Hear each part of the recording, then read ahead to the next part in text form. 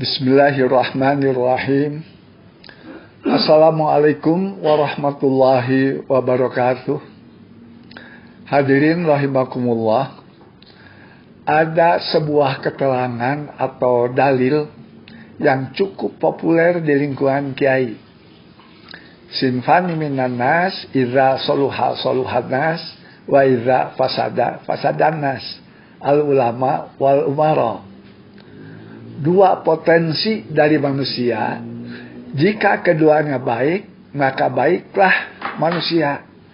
Jika keduanya rusak, maka rusaklah manusia, yaitu ulama dan umara. Oleh karena ustadz adalah bagian daripada ulama, maka judul ceramah kali ini adalah peran ustadz di masyarakat.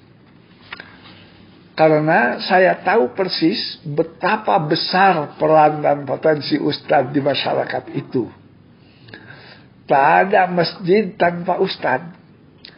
Kalau tahun 2018 jumlah masjid jami yang terdaftar ada 800.000, dan jika tiap masjid rata-rata diisi 100 jamaah saja di hari Jumat, maka 80 juta muslim hari itu berada di masjid.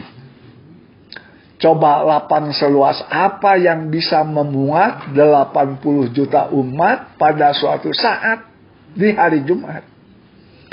Dan kalau 80 juta muslim itu berdoa bersama dengan hati yang tulus ikhlas dipimpin oleh ustadz masing-masing untuk keamanan negara dan kesejahteraan umat, ya rasa-rasanya positif, optimis untuk bisa diijabah. Makanya wajar jika materi khutbah di Brunei Darussalam dibuat seragam oleh Majelis Ulama Pusat. Hadirin rahimakumullah, kita bersyukur bahwa sekarang banyak bermunculan para ustadz dan ustadzah yang muda-muda dari berbagai kalangan. Ada yang jebolan pesantren, perguruan tinggi, ada selebriti, hingga mu'alaf yang cukup bagus dan lurus. Bicaranya lembut, tidak meledak-ledak, tapi tetap istiqomah. Artinya tegas dalam bersikap, kukuh dalam pendirian, santun dalam bertutur kata.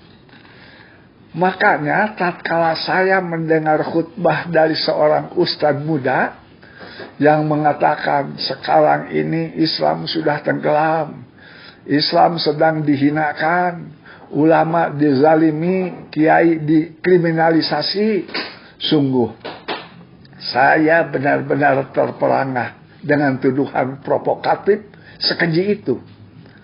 Saya tidak habis pikir. Meskipun saya juga tahu bahwa fakta bisa sama, sudut pandang bisa beda. Tapi saya tidak paham dari sudut pandang mana dia melihat, dengan tolok ukur apa dia menimbang.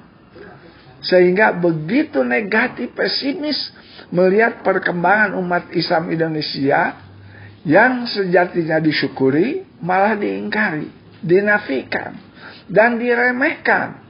Astagfirullah wa na'udzubillah. Hadis Ustadz, sudah 82 tahun lebih saya hidup di bumi Indonesia.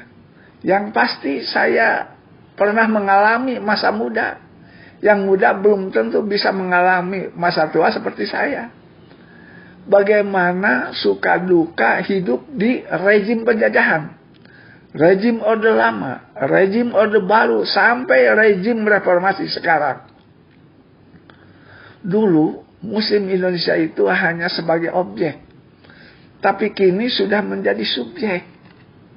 Dulu menurut bahasa santri, Muslim hanya sebagai maf'ulun bih, tapi kini sudah menjadi isim fa'il. Dulu 350 tahun kita di bawah telapak kaki penjajah. Kini sudah merdeka dan berdaulat, serta memiliki pemerintahan sendiri. Dan atas berkat rahmat Allah Subhanahu wa Ta'ala, Sejak proklamasi sampai dengan hari ini, bangsa Indonesia selalu dipimpin oleh presiden dan wakil presiden muslim. Tentu saja dengan segala kekurangan dan kelebihan masing-masing. Bahkan sekarang wakil presidennya pun seorang ulama, Kiai Haji, ketua umum MUI. Lalu apalagi yang kita cari? Fa'aina tazhabun, mau kemana kalian pergi, kata Allah. Yang sudah pasti, Muslim terbesar di planet bumi berada di belahan negara Kesatuan Republik Indonesia, yang syiarnya memancar ke seluruh pelosok dunia.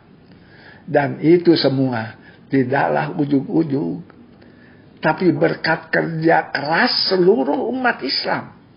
Para ulama, kiai, ajengan, ustadz, dan para tokoh muslim.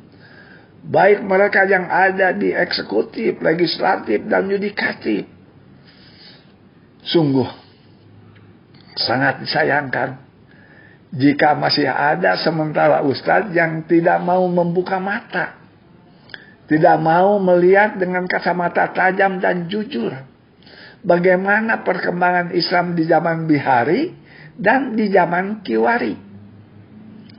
Kami orang-orang tua merasakan bagaimana derita anak bangsa di zaman pemberontakan DITI dan gerombolan ateis komunis yang lebih sadis daripada iblis. Saat itu benar-benar posisi para kiai dipojokkan, dimarginalkan, dikucilkan, diborok, diburu, bahkan dibunuh. Siang hari waktu itu takut diciduk tentara karena dicuriga. Malam hari takut dibunuh DITI kecuali yang tinggal di kota. Saat itu tak ada azan berkumandang pakai pengeras suara. Apalagi di komplek tentara. Tak ada masjid-masjid di kantor-kantor pemerintahan.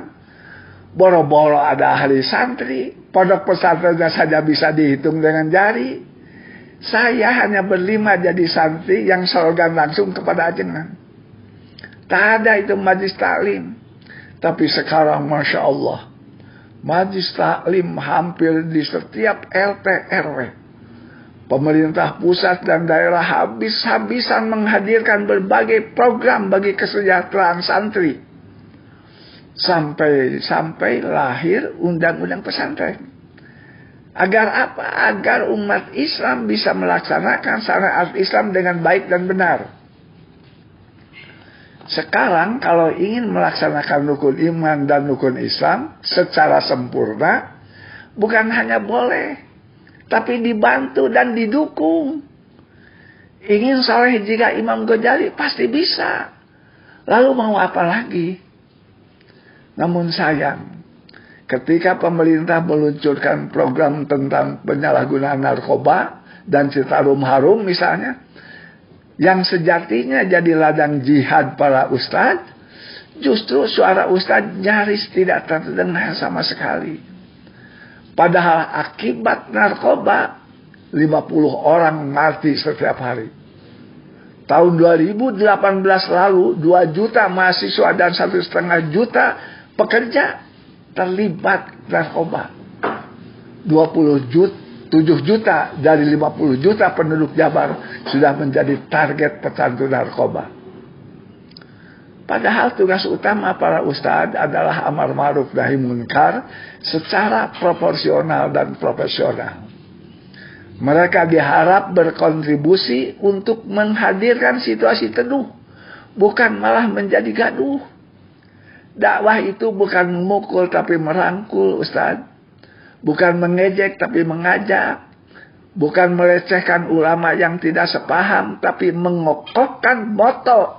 Satu dalam akidah, tasamuh dalam puru.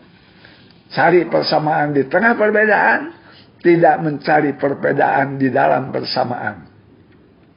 Yastami'una qawla fayattabi'una ahsanah. Dengarkan semua omongan, ikuti yang paling baik. Khudhil hikmah walau min famil bahaim. Ambil hikmah walau dari mulut binatang. Saudara-saudara, ketika melihat ekonomi non-muslim lebih maju, bukan harus iri hati, tapi pelajari. Utlubul ilma walau bisin. Tuntut ilmu meski ke negeri Cina. Sekarang Cina-Cina sudah banyak menjadi tetangga kita. Mengapa tidak belajar dari mereka? Ternyata mereka fokus berdagang, tapi ketaatan kepada agama tidak berkurang. Mereka dagang dengan sungguh-sungguh, tapi gereja dan kelenteng selalu penuh. Makanya dalam dakwah gunakan bahasa Al-Quran, bukan bahasa nafsu. Qaulan karimah, kata-kata yang mulia. Qaulan ma'rufah, kata-kata yang baik. Qaulan sadida, kata-kata yang benar. Qaulan baligha, kata-kata berbobot. Qaulan layyina, kata-kata yang santun. Mengapa? Karena lidah itu lebih tajam daripada pedang. Jangan sampai menjadi penyambung lidah setan.